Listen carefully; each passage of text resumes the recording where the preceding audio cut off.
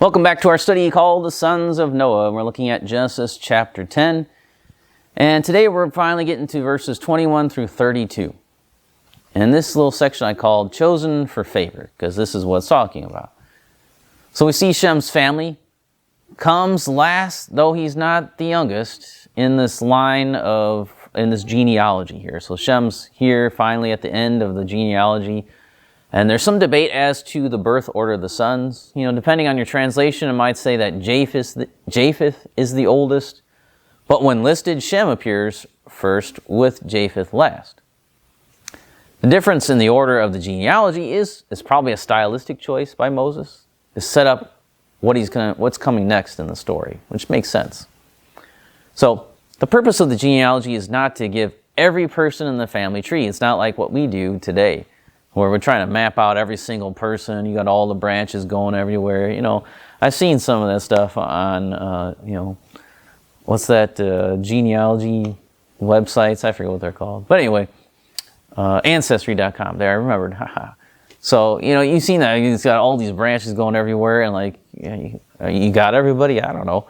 But that's not the point of what Moses is doing here. He's not doing that for the nations. What he's doing is just giving a table of nations.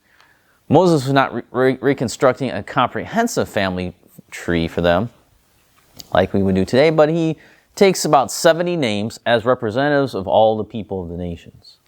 So you got the big important ones. Some of them are obscure. Some of them we don't even know where they go. Where does that line go? We don't know. There's no record in the Bible. We don't even know who their descendants are, but they're there.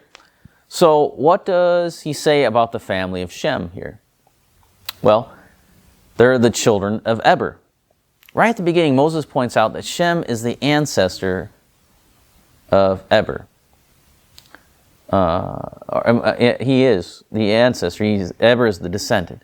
So why Eber and not Arpachshad or Shelah, his grandson?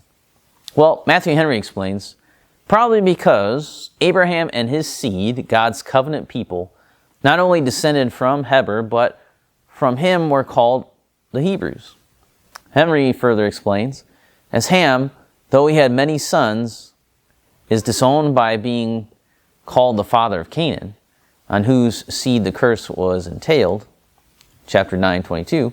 So Shem, though he had many sons, is dignified with the title of the father of Eber, on whose the seed the blessing entailed. Note, a family of saints is more truly honorable than a family of nobles. Shem's holy seed than Ham's royal seed. Jacob's 12 patriarchs than Ishmael's 12 princes. Goodness is true greatness. So there's that divide there. Again, we see that between the people and that there's a good line and then there's the lines that are not good. And so you kind of see that distinction here that Moses is making again between the line through which that seed, that promise of the one who's going to crush the head of the serpent, he sets that aside and says, here's the family that this is coming through, and wants to point that out. And so we see that. So next we come to the divide of Peleg. What is the division that happens during Peleg's time here? It talks about that. Some suggest that it was the division of the continents, when what people call today Pangea split into Earth that we know today. We have the different continents. They see that at this time, this is when the continents split apart. It's an interesting idea, but the moving of the land masses would have been really a cataclysmic event, wouldn't you think? And would have been probably better explained by the flood. That's what I think. The Bible doesn't talk about it, obviously. It's not talking about Pangea and here's where the continents go. This is a speculation, so it's speculation when the continents, even if it was one. We don't know for certain it was one, though it looks like it. If you look at a map, it looks like the continents fit together and somehow they drifted apart. Makes sense, though, to me that would happen during the flood.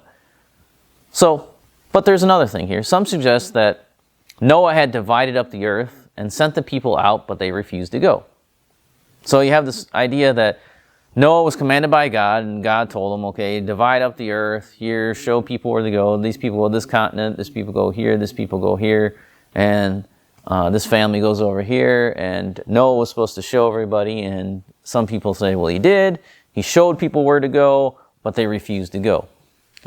And so there was a division. That was the division here that Noah set out. He went out and divided all the people up and said, this is where you need to go. This is the allotment that God has given to you. So that's one explanation. I'm not sure. It's hard to explain that. I mean, especially from this place right here. I don't really see that there. It could be, I guess. I don't know. But another explanation is the division caused in chapter 11, where the confusion of languages, or the confusion of the one language into many languages, causes people to disperse. The family line of Eber chose to commemorate for all time this historical event in the name of Peleg. So because this happened during Peleg's life, this is why they chose the name of Peleg, because of the great division that happened. I could see that. That makes sense to me.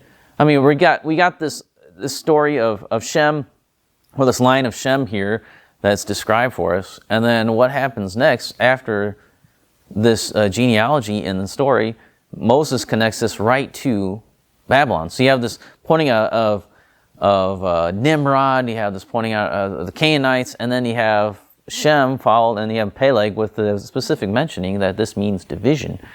So it makes sense to me that's what he's trying to do, that he's trying to show that this is when the division happened. This is when people began to split apart. This is when people actually started to follow God, even though they were forced to go out and take over the earth. So before that, they were trying to stay together, as you'll see in the next chapter. But so that's probably what this means, what Peleg is talking about.